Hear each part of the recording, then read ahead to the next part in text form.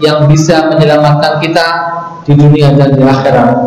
Bahkan dalam sebuah hadis Rasulullah menyatakan salah satu faktor yang paling banyak menyebabkan orang masuk ke dalam surga adalah takwa. Ikhwani fillah, a'azzallahu wa iyyakum. Sedangkan iman dan takwa tidak bisa kita bangun dalam waktu 1 jam ataupun 1 hari. Namun sepanjang hidup kita, selama masih ada roh di jasad kita, kita wajib merawat, membina keimanan kita, ketakwaan kita, dan terus kembali beristighfar dan bertaubat setelah melakukan kemaksiatan ataupun kelalaian. Karena semakin banyak seorang muslim melakukan kemaksiatan, dosa dan lain sebagainya, saat itulah keimanannya, ketakwaannya mulai terkikis. Jemaah sidang Jumat rahimani wa rahimakumullah. Allah Subhanahu wa taala berfirman, "Man kana yuridu harthal akhirati nazid lahu fil harthi, wa man kana yuridu harthad dunya nu'ti minha wa ma lahu fil akhirati min nasib." Dalam ayat ini bahwasanya Allah Subhanahu wa taala menyatakan, barang siapa yang berorientasi akhirat, maka Allah Subhanahu wa taala akan berikan tujuannya, dan juga Allah beri tambahan, yaitu dunia mengikutinya. Namun sebaliknya, ketika seseorang tujuannya, motivasinya, dan arahan hidupnya hanya untuk dunia, maka Allah hanya berikan dunia bagi dirinya tanpa ada akhirat. Ikhwani fillah, a'azzallahu wa iyyakum. Dari ayat ini, marilah kita sebagai seorang muslim membangun orientasi hidup kita, yaitu orientasi hidup akhirat. Hidup kita di dunia untuk akhirat. Bagaimana tidak ketika Rasulullah SAW memberikan sebuah perumpamaan, seperti apa sih dunia ini dan kampung akhirat kelak? Rasulullah SAW mengibaratkan, karajulin istadalla tahta syajarah, capek akan terik matahari sehingga berteduh di bawah sebuah pohon yang rindang, melepas penatnya, melepas lelahnya, sembari mengumpulkan tenaga kembali untuk melanjutkan perjalanan. Tak lama orang tadi meninggalkan pohon tersebut dan melanjutkan perjalanan. Nah, rindangnya pohon tersebut merupakan dunia yang sekarang ada di dalamnya. Ikhwani fillah rahimani wa dunya fil akhirati illa mithlu ma yaj'alu ahadukum isba'ahu hadhihi wa asyara bisababa fil yam falyanzur bima tarja. Hadis riwayat Muslim. Kata Rasulullah SAW, demi Allah, ya, ketika dalam hadis ini Rasulullah membandingkan antara dunia dan akhirat. Kalau dunia dibandingkan dengan akhirat, kata Rasulullah SAW, dia menunjuk dengan jari telunjuknya, dan jika jari telunjuk kita celupkan ke tengah samudra, kemudian kita ambil, ada berapa tetes air yang melekat di jari kita tersebut, dan samudra itu adalah akhirat. Jadi sebuah perbandingan yang amat sangat jauh. Alhamdulillah, bahkan dalam hadis lain ketika Rasulullah SAW merendahkan dunia ini, segala sesuatu yang melalaikan seseorang dari kampung negerinya, yaitu kampung akhirat. Kata Rasulullah SAW, kalau saja dunia seharga satu sayap nyamuk, maka Allah tidak akan memberikan minuman kepada orang kafir, dan Allah tidak akan memberikan rezeki kepada orang kafir. Artinya, dunia di mata Allah Subhanahu wa taala adalah sangat rendah. Sehingga kita sebagai orang muslim tidak boleh lalai sebagaimana nenek moyang kita Nabi Adam alaihissalam tercipta di sana. Maka kita juga harus bertujuan dan memiliki prinsip hidup agar kembali ke kampung negeri kita, kampung akhirat kita, yaitu surga Allah Subhanahu wa taala. Sehingga ketika kita di dunia tidak mudah terlalaikan. Terus ingat tujuan asal kita diciptakan dan hidup, tempat kita menaruh benih-benih amalan kelak akhirat waktu kita memanen. Ikhwani fillah, a'azzallahu wa iyyakum. Memang seorang muslim tidak dilarang untuk mengejar sebuah jabatan. Seorang muslim tidak dilarang untuk mengumpulkan harta sebanyak-banyaknya. Seorang muslim tidak dilarang untuk mengejar kesuksesan karirnya, mengejar jodohnya, bahkan mengejar prestasinya di sekolahan atau perkuliahan. Namun seorang muslim juga harus ingat, ketika dia mengejar target-target tersebut, jangan sampai melanggar aturan agama, jangan sampai melanggar aturan syariat. Karena ketika dia melanggar aturan syariat, dia telah mengorbankan akhirat demi tujuan dunia. Yang jelas dunia adalah tempat kita yang sementara. Ikhwani fillah rahimani wa rahimakumullah. Dalam hadis lain, ketika Rasulullah SAW berusaha membangun orientasi akhir di setiap diri para sahabatnya, Rasulullah SAW menasihati mereka dalam sebuah hadis, "Aksiru min zikri hadhihi ladzat." Perbanyaklah mengingat kematian, karena kematian itu merupakan penghancur segala kelezatan. Pastilah ketika orang mengingat mati, dia akan sadar, dia pun akan mati, dia pun akan menemui ajalnya kelak. Sepanjang-panjangnya usia sebuah makhluk hidup di muka bumi ini pasti akan mati juga. Tidak ada yang kekal di muka bumi ini. Semua isi dunia, bumi dan langit akan hancur di zamannya kelak, di akhir dunia kelak. Yang tersisa hanyalah Allah Subhanahu wa Ta'ala, Sang Pencipta alam semesta, yang kemudian akan membangkitkan seluruh umat manusia, mengadili satu persatu dari Adam hingga manusia terakhir, dan tidak ada yang luput dari hisabnya Allah Subhanahu wa Ta'ala, tidak ada yang luput dari penghitungannya Allah Subhanahu wa Ta'ala. Peradilan di dunia bisalah seorang bermain curang atau menyuap hakim, tapi kelak peradilan di yaumul qiyamah tidak ada satu seorang pun yang bisa berulang atau bertingkah atau mencari celah lari dari peradilan Allah Subhanahu wa Ta'ala. Semuanya akan bersaksi untuk kita. Anggota atau seseorang di dunia ini akan lebih menata adalah kehidupan yang sementara, tempat untuk mencari pahala, tempat untuk mencari bekal. Sebagaimana seorang musafir ingin bepergian, pastilah dia mempersiapkan bekal supaya tidak kehabisan di tengah jalan sehingga dia hilang atau bahkan menghantarkan nyawanya di tengah jalan. Maka dari itu kita sebagai seorang musafir dunia, kita kumpulkan bekal sebanyak mungkin agar bekal tersebut bisa menghantarkan kita kepada akhirat, kepada surganya Allah Subhanahu wa Ta'ala dengan nyaman. Dan sebaik-baik bekal bagi kita adalah at-taqwa. Wa khairuz zadi at-taqwa, sebagaimana firman Allah Subhanahu wa Ta'ala. Ikhwani fillah, a'azzallahu wa iyyakum. Ketika seorang muslim membangun orientasi di dunia untuk akhirat, maka hatinya akan lebih lapang, hatinya akan lebih mudah bersyukur kepada Allah Subhanahu wa Ta'ala.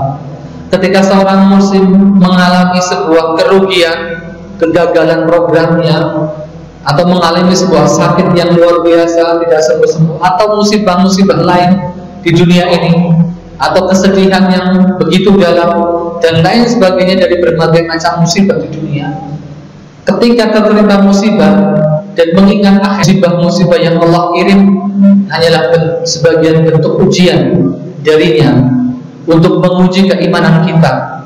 Bahkan musibah-musibah yang Allah kirimkan kepada kita juga salah satu fungsinya adalah menghapuskan dosa-dosa kita.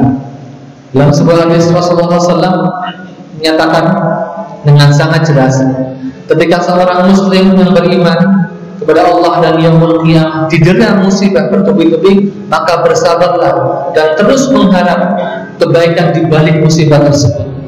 Karena ketika seseorang bersabar, ridho dan menerima ketetapan Allah, menghadapi dengan penuh keimanan, maka musibah tadi menggugurkan dosa-dosanya di dunia. Cukuplah dia didera, ditekan, dihancurkan, dihantam dengan berbagai musibah, sehingga kelak bertemu dengan Sang Khaliq Azza wa Jalla sudah tanpa dosa, jalannya lancar menuju surga. Ikhwani fillah, a'azzallahu wa iyyakum. sungguh banyak manfaat positif yang dapat diperoleh seorang muslim ketika dia membangun orientasi hidupnya untuk akhirat. Ketika dia bekerja, dia ingat bahwasanya kerjaan bisa menjadi ladang ibadah berpahala, yang pahalanya juga bisa menjadi bekal untuk akhirat. Ketika seorang remaja menuntut ilmu bukan sekedar untuk mencari ijazah demi mencari mata pencaharian, tapi juga dia ingat bahwasanya ilmu tersebut bisa menjadikan dirinya bermanfaat bagi orang lain. Dia ingat sabda Rasulullah, khairun nas anfa'uhum linnas. Sebaik-baik orang adalah yang paling bermanfaat bagi orang-orang lain. Dari hadis ini, seorang remaja kan terus mencari ilmu, kepengen jadi orang yang bermanfaat bagi keluarganya, bagi tetangga-tetangganya, bagi sanak familinya, dan bagi negara dan bangsanya. Ikhwani fillah, a'azzallahu bikum. Sungguh luar biasa ketika seorang muslim memiliki orientasi akhirat. Bukan hanya ibadah yang dia kerjakan, tapi lebih dari itu. Yang merasakan bukan hanya dirinya saja, tapi orang di sekitarnya pun akan merasakan. Contoh simpel, ketika orang sadar bahwasanya kelak dia akan kembali kepada kehidupan yang abadi di akhirat, dia akan berintrospeksi, berinteraksi dengan sesama manusia dengan akhlakul karimah. Ketika dia berpuasa, dia segera meminta maaf, karena dia sadar kesalahan kepada manusia tidak akan diampuni oleh Allah Subhanahu wa taala sampai orang tersebut memaafkan kita. Berbeda ketika kita melakukan dosa, sebesar apapun dosanya, namun dosanya sifatnya adalah melanggar perintah Allah. Saat kita bertaubat nasuha dengan penuh penyesalan dan kejujuran, ingin kembali ke jalan yang benar, meminta ampunan, maka Allah berikan ampunannya. Namun ketika kita melakukan kesalahan kepada sesama manusia, apalagi memakan hak anak cucu Adam yang lain, mengambil hak secara batil, maka dengan tidak mudah dosa tersebut terampuni. Tidak secara otomatis Allah mengampuni kita atas dosa tersebut. Ampunannya tertangguhkan, tergantung orang tersebut yang telah kita zalimi atau telah kita ambil haknya secara zalim. Apakah orang tadi memaafkan ataupun tidak? Jikalau tidak, maka saat itu juga kita celaka. Sebagian pahala kita diambil oleh Allah Subhanahu wa taala untuk membayar kesalahan kita. Ikhwani fillah, a'azzallahu bikum. Tak asing bagi kita hadis Rasulullah mengatakan kelak di yaumul qiyamah akan ada dari umatku yang terdorong al-muflis, orang yang bangkrut. Istilah bangkrut tersirat di benak kita adalah orang yang pailit, gulung tikar, sudah nggak punya uang sepeser pun. Tapi yang dimaksud oleh Rasulullah bukan itu. Orang yang bangkrut dari umatku adalah orang yang datang dengan pahala salat, zakat, puasa, bahkan sebesar gunung pahalanya. Namun sayang, orang tadi selama di dunia juga rajin maksiat.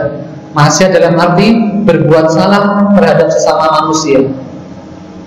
Dia mengambil hak orang secara batil, korupsi uang rakyat, menggunakan jabatannya untuk menekan orang lain, untuk menutup hak orang lain. Dia telah memfitnah, bahkan menjebloskan seseorang di penjara dengan fitnah. Kemudian lagi juga dia telah mengambil atau mencuri atau bahkan melenyapkan nyawa orang. Semuanya itu akan dituntut oleh Allah Subhanahu wa taala. Dan Allah tidak dengan mudah memberikan maaf kepada orang tersebut sampai orang-orang yang terzalimi memaafkan.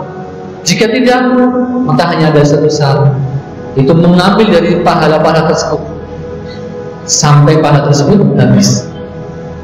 Kalau pahala habis, maka celakalah orang tersebut, azab neraka menunggunya. Naudzubillah min dzalik. Itulah orang yang rugi dari umatnya Rasulullah, mengumpulkan pahala tapi kelak di yaumul qiyamah hanya untuk membalas untuk membayar kesalahan-kesalahannya terhadap orang-orang yang dia zalimi selama hidup di dunia. Ikhwani fillah, a'azzallahu wa iyyakum. Itulah jikalau seorang muslim berorientasi akhirat, dia akan selalu berpikir panjang di setiap langkahnya, di setiap detik dia menuntut ilmu, bekerja, membangun dan lain sebagainya, dia memikirkan, adakah tetesan keringatku yang menghantarkanku kepada surga? Dia akan terus berusaha menggapai ridha Allah di setiap aktivitasnya, bukan saja aktivitas ibadah, tapi aktivitas yang lain juga seperti itu. Ikhwani fillah, rahimani wa rahimakumullah. Di akhir khutbah ini saya tutup dengan perkataannya Ali bin Abi Thalib radhiyallahu anhu. Kata beliau, irtahalid dunya mudbira. Dunia ini meninggalkan kita sambil membelakangi kita. Wartahalatil akhiratu muqbila. Sedangkan akhirat mendatangi kita dengan mukanya, dihadapinya. Walikulli wahidatin minhuma, baik dunia maupun akhirat, punya followers, punya pengikut. Fakunu min abna'il akhirah. Maka jadilah kita muslim yang berorientasi akhirat, menjadi anak-anak akhirat, pengikut akhirat yang berorientasi hidupnya untuk akhirat. Wala takunu min abna'id dunya. Jangan sampai kita menjadi budak dunia sehingga lupa akan kehidupan kekal dan abadi di akhirat. Fa innal yawma amal. Hari ini merupakan hari, maksudnya kita hidup dunia untuk beramal, untuk mencari bekal sebanyak-banyaknya. Wala hisab, dan tidak ada perhitungan. Kita berbuat dosa di hari ini masih sempat beristighfar, berbuat salah masih bisa bertaubat. Selama nyawa belum sampai tenggorokan, selama matahari masih terbit dari arah timur, maka saat itu juga taubat kita masih diterima oleh Allah Subhanahu wa taala. Wa ghadan hisabun wala amal. Sedangkan esok setelah kita meninggal dunia hanya ada hisab, perhitungan peradilan. Gak ada kesempatan dalam kesepitan untuk beramal, untuk berzikir, tidak akan ada. Hanya ada panen amalan. Apakah itu panen yang membuahkan hasil yang baik ataupun sebaliknya?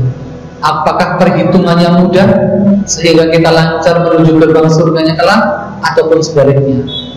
Maka dari itu, ikhwan fillah, marilah kita bangun di hati kita sebagai seorang muslim. Hidup di dunia harus berorientasi akhirat. Aku qauli hadza wa astaghfirullah wa lakum, tsumma atubu ilaihi innahu huwal ghafurur rahim.